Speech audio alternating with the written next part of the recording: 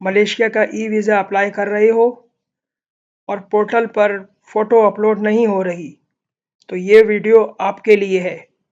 इस वीडियो को एंड तक ज़रूर देखिएगा, मैं स्टेप बाय स्टेप गाइड करूँगा। अस्सलाम वालेकुम, welcome back to Venture travellers.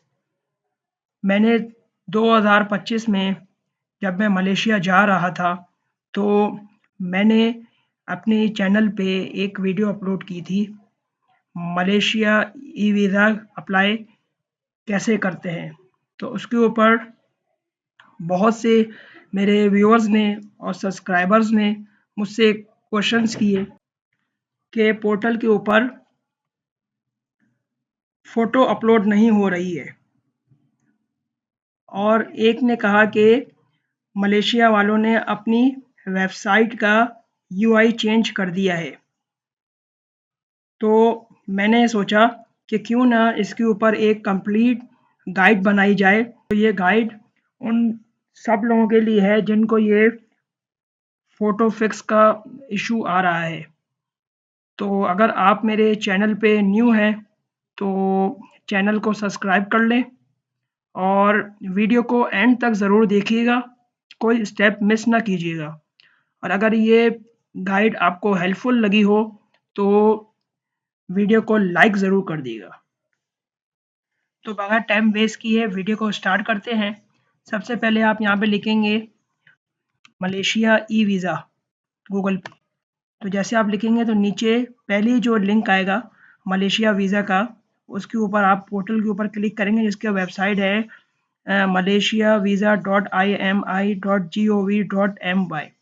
.gov मतलब कि जिसका डोमेन होता है वो गवर्नमेंट की ऑफिशियल वेबसाइट होती है। अपना यूज़र नेम और पासवर्ड लिखेंगे और ओटीपी आपको जो अपने ईमेल आईडी जो आपने यहाँ पे लिखी है वहाँ पे आपको ईमेल ओटीपी आ जाएगा ईमेल पे, और यहाँ पे इसको कॉपी पेस्ट करके यहाँ पे साइन इन कर देंगे। यहाँ पे जो आप फॉर्म के अंदर जो आप आएंगे तो यहाँ पे ये फ़ोटो का ये लिखा हुआ है drag a drop a click here to select a photo, passport photo. ठीक है, यहाँ पे आप डबल क्लिक करेंगे तो ये आपका सारा बता देगा कि आपको किस तरह आपकी जो इमेज है ना वो इस तरह आपको अपलोड करनी है।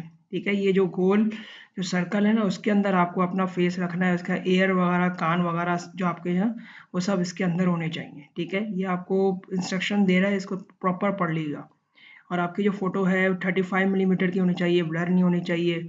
टाइटल इमेज और टाइटल इमेज टू फार नहीं होना चाहिए, इमेज टू स्मॉल भी नहीं होनी चाहिए। ठीक है, ये साइज़ है प्रॉपर, उसके हिसाब से मुताबिक आपको ये पिक्चर लगानी है। ठीक है, यहाँ पे इसको आप सेलेक्ट करेंगे, आपके बाद वो ब्राउज़र ओपन हो जाएगा। आपने जहाँ पे अपने लैपटॉप पे या पीसी पे जहाँ पे आपने फ़ोटो रखी है वहाँ पे इसको आप यहाँ पे सेलेक्ट कर लेंगे और ये आपकी यहाँ पे फ़ोटो अपलोड हो चुकी है। अच्छा, यहाँ पे इसका ना आपको एक ध्यान रखना होता है, फ़ोटो जो है ना अपलोड, ये देखिए इजीली मेरे 2 मिनट के अंदर मैंने पिक्चर अपनी अपलोड कर दी है। तो ये मतलब कि ये कैसे हुआ मैं आपको इसका थोड़ा-सा गाइड कर देता हूँ। देखिए, आपने जो ये जो फ़ोटो है ये कोई भी फ़ाइल है, इसकी जो उसका जो नेम रखा है आपने, तो वो नेम जो है ना आप अपना स्मॉल लेटर में लिखें। जैसे फ़र्ज़ करें PHOTO है ना, तो वो स्मॉल लेटर में आप लिखें। कैपिटल लेटर जो है ना वो कैमल लेटर्स यानी मतलब यूज़ ना करें।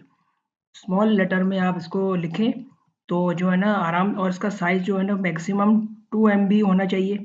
अच्छा, और बैकग्राउंड जो है ना वो वाइट होना चाहिए। ठीक है, और आप जो है ना इसका बेस्ट यही है कि आप जो है अपने करीबी फ़ोटो स्टूडियो वाले हैं ना उनके पास जाके उनको बोलें कि मुझे जो है ना मलेशिया ई वीज़ा के लिए अप्लाई करना है, तो उस हिसाब से जो है ना मेरी पिक्चर क्लिक कर दें।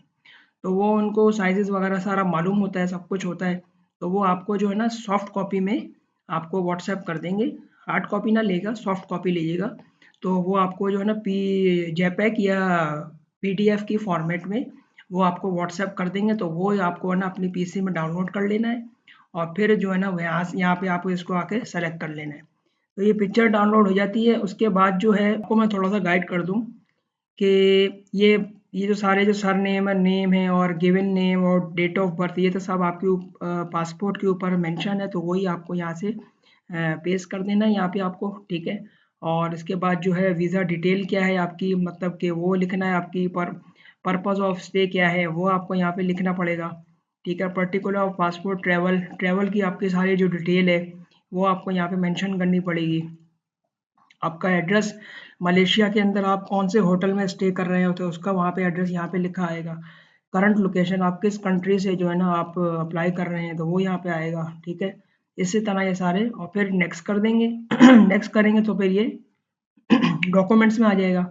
डॉक्यूमेंट्स के अंदर जो है ना वो सारी आपको डिटेल अपनी जो है वो अपलोड करनी पड़ेंगी। सारे डॉक्यूमेंट्स जिसमें जो है आपका पासपोर्ट, आपका CNIC की स्कैन कॉपी, और होटल की बुकिंग, और पासपोर्ट, वीज़ा, ये सब की जो है ना, और 6 मंथ की जो है ना बिफोर 6 मंथ बिफोर की जो है ना बैंक स्टेटमेंट लगेगी आपकी। ये सारी जो है ना डॉक्यूमेंट्स यहाँ पे अटैच हो जाएंगे डॉक्यूमेंट्स के अंदर, और फिर इसका रिव्यू होगा। जो आपने फॉर्म भरा है उसको दोबारा से रिव्यू करेंगे, नेम मिस्टेक कोई ना होनी चाहिए। ठीक है ना, उसको आप दोबारा रीचेक कर लीजिएगा। और उसके बाद फिर पेमेंट आएगी, पेमेंट का ऑप्शन आएगा। पेमेंट के जो है, जब मैं 2025 में जब मलेशिया गया था तो मैंने 125 मलेशियन रिंगिट जो है वो मैंने वीज़ा की फ़ीस जो है मैंने पे की थी। वो मैंने क्रेडिट कार्ड, और दोनों कार्ड चलते हैं, क्रेडिट कार्ड और डेबिट कार्ड से आप जो है ना ऑनलाइन पे कर सकते हैं, कोई उसमें वो नहीं है। अच्छा, इसके बाद फिर आपको आखिरी में जो है वो कंफर्मेशन होगी। ये जो स्टेटस है यहाँ पे न्यू जो लिखा हुआ है, इसका क्या मतलब है, ये ऊपर यहाँ पे सारी डिटेल दी हुई है। ये एप्लीकेशन स्टेटस लेजेंड, मतलब न्यू का मतलब है कि your application has not been submitted, यानी अगर अभी तक आपकी एप्लीकेशन सबमिट नहीं हुई है। ई वीज़ा अंडर रिव्यू, इसका क्या मतलब है, your application is currently under review. ठीक है, यानी मतलब अगर आप जब सारा डॉक्यूमेंट्स वगैरह और सारी चीज़ें सब फिल कर लेंगे ना तो ये आपका ई वीज़ा जो है वो आपका अंडर रिव्यू में लिखा हुआ आ जाएगा स्टेटस। उसके बाद फिर 1 दिन बाद या 2 दिन बाद आपका जो है ना, मैक्सिमम जो है ना वो 5 डेज़ लगते हैं, और वरना मिनिमम जो है 3 डेज़ लगते हैं। फिर आपका स्टेटस लिखा हुआ आ जाएगा एप्लीकेशन सक्सेसफुल, यानी और application has been approved, you may proceed to download your e visa. ठीक है, अगर आपका स्टेटस ये लिखा हुआ आ जाता है तो इसका मतलब यही है कि आपका वीज़ा अप्रूव हो चुका है, और अपना आप जो वीज़ा है वो डाउनलोड कर ले। वहाँ यहाँ पे आपका स्टेटस के यहाँ पे या बराबर में आपका यहाँ पे डाउनलोड का बटन आ जाएगा। तो ये था मलेशिया ई वीज़ा अप्लाई करने का बहुत ही आसान तरीका। अगर आपको ये गाइड हेल्पफुल लगी हो तो प्लीज़ वीडियो को लाइक करें, और अगर आप मेरे चैनल पे न्यू हैं तो चैनल को सब्सक्राइब कर लें।